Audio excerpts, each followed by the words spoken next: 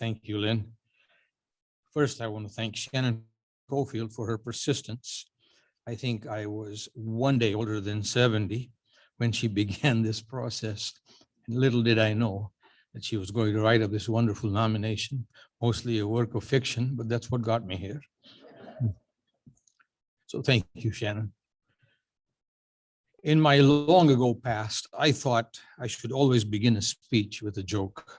But then I learned that though it's great to make an audience chuckle, the funny story should really be connected to the theme of the talk. So what's really humorous about my being a sage?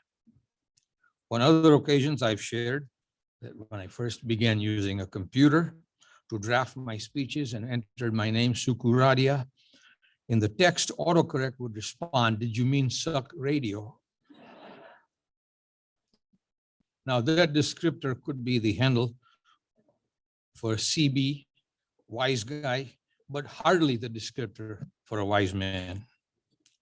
As I look at the sages who have been named this year, I congratulate all of you.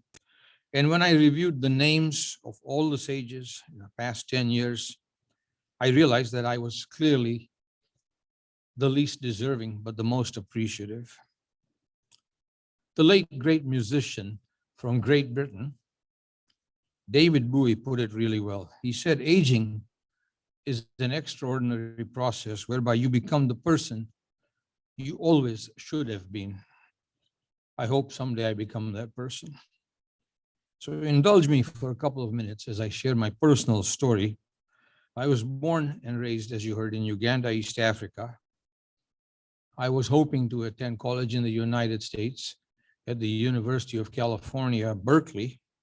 I was accepted, but my parents were not too excited about the prospect. And so therefore they decided to come and visit Oakland, California and look at the campus. And upon returning, they shattered my dreams of ever coming to this country. My mother told me that she would ban me from the house if I ever mentioned coming to the United States for college. Apparently, she and my father had made several disturbing observations during their visit. The boys wore their hair down to here. They protested the Vietnam War, so they didn't go to class. They smoked marijuana. And finally, my mother thought that the girls were really aggressive. I almost said, boy, that sounds really great, but I didn't. I knew better. Then I remembered that my father had been very involved with Rotary International. And when he traveled for Rotary, I handled all of his correspondence, and Rotary was headquartered in Evanston, Illinois. So I did a little research and found out that indeed there was a place there called Northwestern University. Now, my father had spoken favorably about Evanston. So I applied to Northwestern. I was accepted, except I was so late because of my false start with Berkeley that I would have had to wait another year for the fall semester. And that's not what I had in mind. Fortunately, an American friend who worked for the US Agency for International Development convinced my parents to send me to a good conservative school not terribly far from Evanston, where the weather was awful and there was no trouble to be found. Presumably, the people were the salt of the earth. This gentleman had a degree in agronomy from Iowa State University, and that is how I was allowed to apply to Iowa State, and that's how I ended up in Ames, Iowa. So I came here just over 50 years ago at the ripe old age of 19, and I expected to return home upon graduation to take over the various family businesses. Little did I know that Idi Amin, the general who seized power in a coup d'etat, was going to evict the entire Indian community. My family had been there 4 generations. So my family lost everything. They ended up in the UK because the British had originally brought the Indians to build a railroad. So my family escaped unharmed, but left without a suitcase. I had to accelerate my college education as I was a man without a country or a nickel to my name. I completed my business degree at Iowa State in 8 quarters, and luckily, graduated top of my class. In that summer, in the intervening years, which was the summer of 1973, I found a job with a small startup in Waukee. A friend of mine in the dorm suggested that I spend the summer with his family in West Des Moines because it was only 7 minutes to Waukee, and he was going to be in Cedar Rapids doing an engineering internship at Rockwell Collins. So his room in the basement was going to be available. I declined. I was shy. I had only started learning English at the age of 11, and I was a bit daunted by the thought of spending a summer with my friend's parents and their 16-year-old daughter. 3 days later at 6 a.m., the phone rang. The woman at the other end of the phone said, "Young man, you're spending the summer with us. Do you understand that?" This was my friend's mother, and she sounded just like my mother. So I really had no choice but to accept her invitation. I replied with a polite thank you.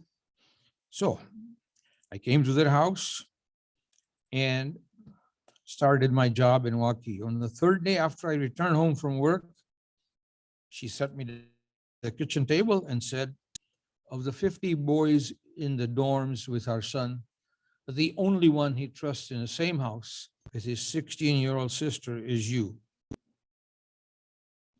I thanked her and went downstairs, wondering whether I'd just been insulted or complimented. So 18 months later, I married their daughter.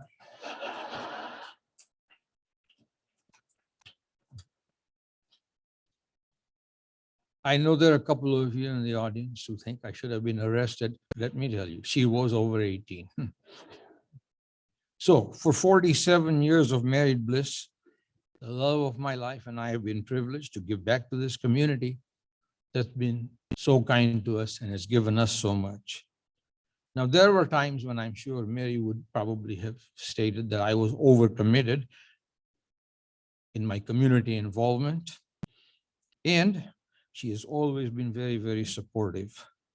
So Mary, would you please stand up?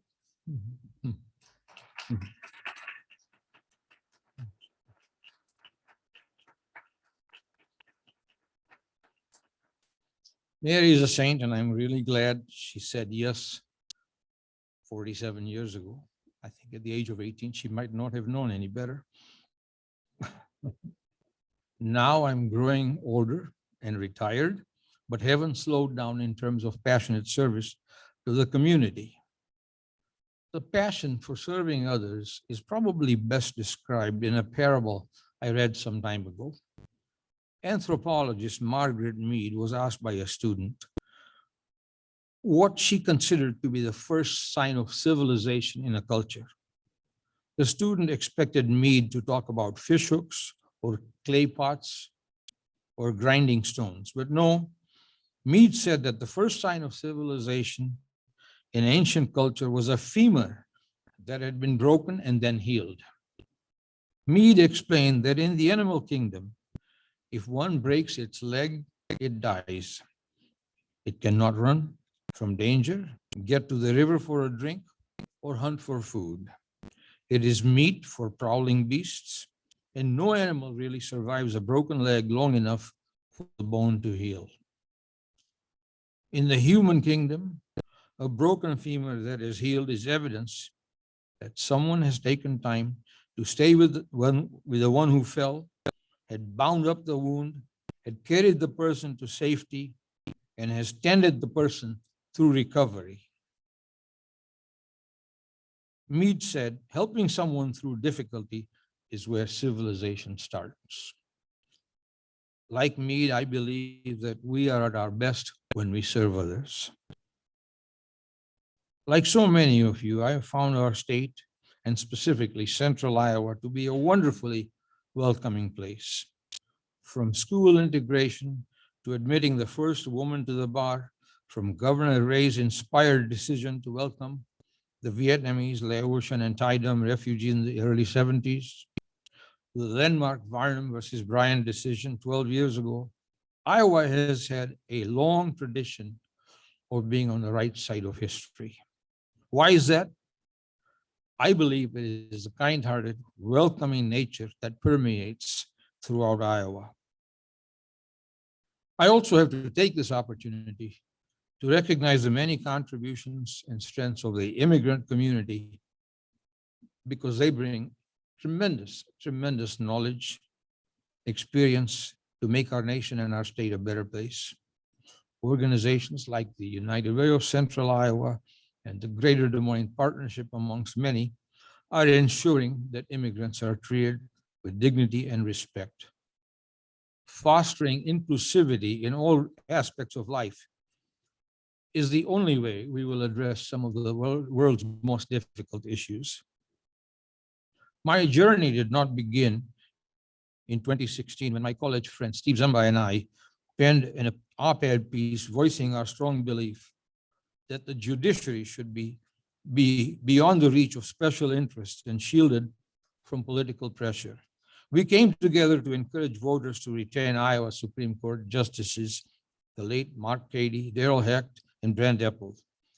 Nor did my journey begin in 2011 when I spoke before the Iowa General Assembly in passionate defense of tolerance and acceptance. And it did not begin in 2009 when I spoke out in support of marriage equality in Iowa.